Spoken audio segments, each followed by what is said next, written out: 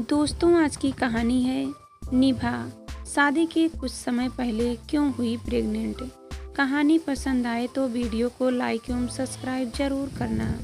इकबाल जल्दी जल्दी निभा के लिए केक बना रहा था। दरअसल आज निभा का बर्थडे था। इकबाल ने अपने ऑफिस से छुट्टी ले ली थी। वह निभा को सरप्राइज देना चाहता था। उसने निभा की पसंद का खाना बनाया था, पूरा घर सजाया था और निभा के लिए एक खूबसूरत सी ड्रेस भी खरीदी थी। आज की शाम वह निभा के लिए यादगार बना देना चाहता था। शाम में जब निभा घर लौटी तो इकबाल ने दरवाज़ा खोला। निभा के अंदर कदम रखते ही इकबाल ने पंखा चला दिया और रंग बिरंगे फूल निभा के ऊपर गिरने लगे। निभा को बाहों में भरकर इकबाल ने धीरे से कहा, जन्मदिन मुबारक हो मेरी जान। इकबाल का हाथ थामकर निभा ने कहा, सच इकबाल, तुम मेरी जिंदगी की सच्ची खुशी हो। कितना प्यार करते हो मुझे। ख्वाहिशों का आसमान छू लिया है मैंने तुम्हारे दम पर। अब तमन्ना यही है मेरा दम निकले तुम्हारे दर पर। इकबाल ने उसके होठों पर उंगली रख दी। दम निकलने की बात दोबारा मत करना निभा। तुमने मेरी जिंदगी हो, तुम्हारे बिना मैं अधूरा हूँ। केक काट कर और गिफ्ट देकर जब इकबाल ने अपने हाथों से तैयार किया हुआ खाना डाइनिंग टेबल पर सजाया तो निभा की आंखों में आंसू आ गए। इतना प्यार मत करो मुझसे इकबाल। हम लिवाइन में रहते हैं मगर तुम तो मुझे पत्नी से ज़्यादा मान देते हो। हमारा धर्म एक नहीं, पर तुमने प्यार को ही धर्म बना लिया। मेरे त्योहार तुम मानते हो, मेरे रिवाज तुम निभाते हो, मेरा दिल हर बार तुम चुराते हो। कब तक चलेगा ऐसा, जब तक धरती पर मैं हूँ और आसमान में चाँद है। दोनों एक दूसरे की बाहों में खो गए थे। धर्म, जाति, ऊंच नीच, भाषा, संस्कृति जैसे हर बंधन से आज़ाद। उनका प्यार पिछले 5 साल से परवान चढ़ रहा था। 5 साल पहले एक कॉमन फ्रेंड की पार्टी में दोनों मिले थे। उस वक्त दोनों ही दिल्ली में नए थे और जॉब भी नई नई थी। समय के साथ साथ दोनों ने बीच अच्छी दोस्ती हो गई। एक दूसरे के विचार और व्यवहार से प्रभावित इकबाल और निभा धीरे धीरे करीब आने लगे थे। दोनों के बीच दूरियां सिमटने लगी और फिर दोनों अलग अलग घर छोड़कर एक ही घर में शिफ्ट हो गए। किराया तो बचा ही, जीवन को नई खुशियां भी मिली। जल्दी ही दोनों ने मिलकर एक फ्लैट किस्तों पर ले लिया। दोनों मिलकर मकान की किस्त भी देते और घर के दूसरे खर्च भी करते। दोनों के बीच प्यार गहरा होता गया। रिश्ता गहरा हुआ तो दोनों ने घर वालों को बताने की सोची। इकबाल के घर वालों ने केवल माँ थी जो बहुत सीधी थी, वह तुरंत मान गई थी। मगर निभा के यहाँ स्थिति विपरीत थी। उसके पिता इलाहाबाद में जाने माने उद्योगपति थे। शहर में अपनी कोठी थी, 3-4 फैक्ट्रियाँ थीं। 100 से ज़्यादा मजदूर काम करते थे। उनकी शानो शौकात ही अलग थी। पैसों की कोई कमी नहीं थी, पर पति पत्नी दोनों ही अव्वल दर्जे के धार्मिक और कट्टर मिजाज थे। माँ अक्सर ही धार्मिक कार्यक्रमों में शरीफ हुआ करती थी। धर्म की तो बात ही अलग है। यहाँ तो जात के साथ साथ गोत्र, वर्ण, कुंडली सब कुछ देखा जाता था। ऐसे में निभा को हिम्मत ही नहीं हो रही थी कि वह घर वालों से कुछ कहे। एक बार दिवाली की छुट्टियों में जब वह घर गई तो उसे शादी के लिए योग्य लड़कों की तस्वीरें दिखाई गई। निभा ने तब पिता से सवाल किया, पापा, क्या मैं अपनी पसंद के लड़कों से शादी नहीं कर सकती? पापा ने गुस्से से उसकी तरफ देखा। तब तक माँ ने उन्हें चुप रहने का इशारा किया और बोली, देख बेटा, तू अपनी पसंद की शादी करने को तो कर सकती है, पर इतना ध्यान रखना कि लड़का अपने धर्म, अपनी जात और अपनी हैसियत का होना चाहिए। थोड़ा ही इधर उधर हम स्वीकार नहीं करेंगे। इसलिए प्यार करना भी है तो आंखें खोलकर, वरना तू तो जानती ही है गोलियां चल जाएगी। जी माँ, हाँ। कहकर निभा खामोश हो गई। उसे पता था कि इकबाल के बारे में बात कर वह खुद ही अपने पैर पर कुल्हाड़ी दे मारेगी। इसलिए उसने रिश्ते का सच छिपाए रखना ही उचित समझा। वक्त इसी तरह बीतता रहा। एक दिन सुबह निभा बड़ी परेशानी से बालकनी में खड़ी थी। इकबाल ने पीछे से उसे बाहों में भरते हुए पूछा, हमारी बेगम के चेहरे पर उदासी के बादल क्यों छाए हुए हैं? निभा ने खुद को छुड़ाते हुए परेशान स्वर में कहा, क्योंकि आपके शहजादे दुनिया में आने के लिए निकल चुके हैं। हाँ इकबाल, मैं माँ बनने वाली हूँ और यह जिम्मेदारी मैं अभी उठा नहीं सकती। एक तरफ घर वालों को कुछ पता नहीं और दूसरी तरफ मेरा करियर भी पीक पर है। मैं यह रिस्क अभी नहीं ले सकती। तो ठीक है, निभा गर्भपात कर लो, मुझे भी यही सही लग रहा है। पर क्या यह इतना आसान होगा? आसान तो नहीं होगा, बट डोंट वरी, हम पति पत्नी की तरह व्यवहार करेंगे और कहेंगे कि एक बच्चा पहले से है और इसलिए अभी दूसरा बच्चा इतनी जल्दी नहीं चाहते। देखो क्या होता है, शाम को आ जाना मेरे ऑफिस में।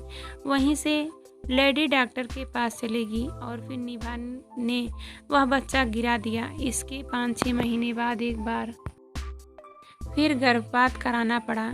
निभा को काफ़ी अपराध बोध हो रहा था, शरीर में कमज़ोर हो गया था, पर वह करती क्या, उसे कोई और रास्ता ही समझ नहीं आया था।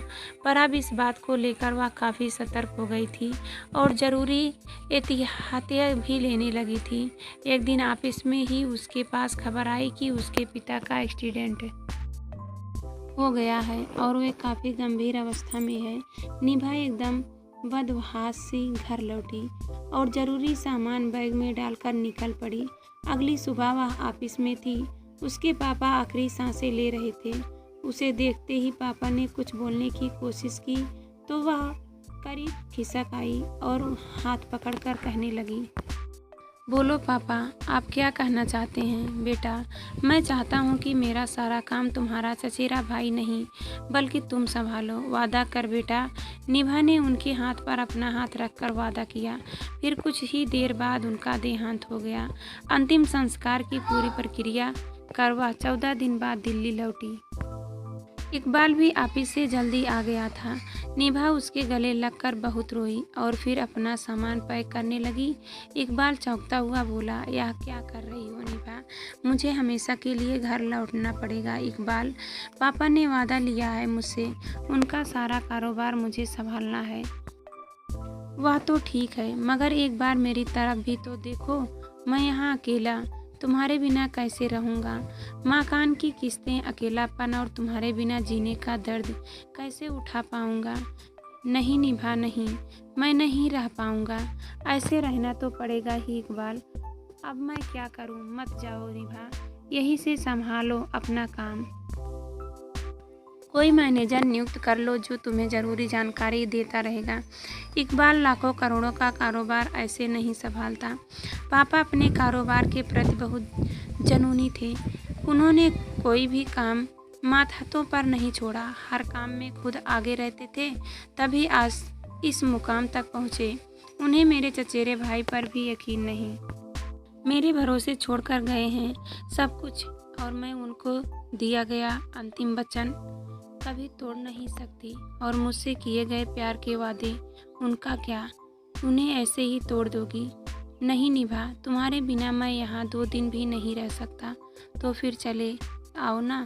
आंखों में चमक लिए निभा ने कहा, देखो इकबाल, तुम एक बार मेरे पास इलाहाबाद आ जाओ, हमें एक दूसरे की कंपनी मिल जाएगी और फिर देखेंगे, कोई ना कोई रास्ता भी निकाल ही लेंगे। फिर क्या था, 10 दिन के अंदर ही इकबाल इलाहाबाद पहुंच गया। दोनों ने एक होटल में मुलाकात करके आगे की योजना तैयार करी। अगली सुबह इकबाल मैनेजर बनकर निभा के घर में खड़ा था। निभा ने अपनी माँ से इकबाल का परिचय कराया। माँ, यह बाला है, हमारे नए मैनेजर। इकबाल ने बढ़कर माँ के पैर छू लिए तो माँ एकदम से अलग होती हुई बोली, अरे नहीं बेटा, तुम मैनेजर हो, मेरे पैर छुओ क्यों रहे हो? क्योंकि बड़ों के आशीर्वाद से ही सफलता के रास्ते खुलते हैं। माँ बेटा, अब तुमने मुझे माँ कहा है तो यही आशीष देती हूँ कि तुम्हारी हर इच्छा पूरी हो भला। यानी इकबाल ने हाथ जोड़कर आशीर्वाद लिया और अपने काम में लग गया। निभा ने माँ को बताया, माँ, दरअसल बाला कॉलेज में मेरा क्लासमेट था, इसने MBA की पढ़ाई की हुई है। पढ़ाई के बाद कुछ समय से दिल्ली में काम कर रहा था। यहाँ मुझे अकेले इतना बड़ा कारोबार संभालना है तो मेरी हेल्प के लिए आया है। वैसे इसका घर तो जमशेदपुर में है, यहाँ बिल्कुल अकेला है। यह माँ, क्या हम इसे अपने बड़े से घर में रहने के लिए एक छोटा सा कमरा दे सकते हैं? क्यों नहीं बेटा, इसे गेस्ट रूम में ठहरा दो। कुछ दिनों में यह खुद अपने लिए कोई घर ढूंढ लेगा। जी माँ, कहकर निभा अपने कैबिन में चली गई। योजना का पहला चरण सफलतापूर्वक संपन्न हुआ था। इकबाल घर में आ भी गया था और माँ को कोई शक भी नहीं हुआ था। मैनेजर के रूप में इकबाल बाला बनकर निभा के साथ काम करने लगा। धीरे धीरे समय बीतने लगा। इकबाल और निभा ने मिलकर कारोबार अच्छी तरह संभाल लिया था। माँ भी खुश रहने लगी थी। इकबाल समय के साथ माँ के संग काफ़ी घुल मिल गया। वह माँ की हर संभव सहायता करता, हर मुश्किल का हल निकालता, बेटे की तरह अपनी जिम्मेदारियाँ निभाता। यही नहीं, कई बार उसने अपने हाथों से बनाकर माँ को स्वादिष्ट खाना भी खिलाया। उसके बाद व्यवहार से माँ बहुत खुश रहती थी। इस बीच दिवाली आई तो इकबाल ने उनके साथ मिलकर त्यौहार मनाया। किसी को कभी एहसास भी नहीं हुआ कि वह हिंदू नहीं है। एक बार कारोबार के किसी काम के सिलसिले में निभा को दिल्ली जाना था। इकबाल भी साथ जा रहा था। तभी माँ ने कहा कि वे भी दिल्ली घूमना चाहती है। बस फिर क्या था, तीनों ने काम के साथ साथ घूमने का भी कार्यक्रम बना लिया। तीनों अपनी गाड़ी से दिल्ली के लिए निकले, लेकिन नोएडा के पास हाईवे पर अचानक निभा की गाड़ी का एक्सीडेंट हो गया।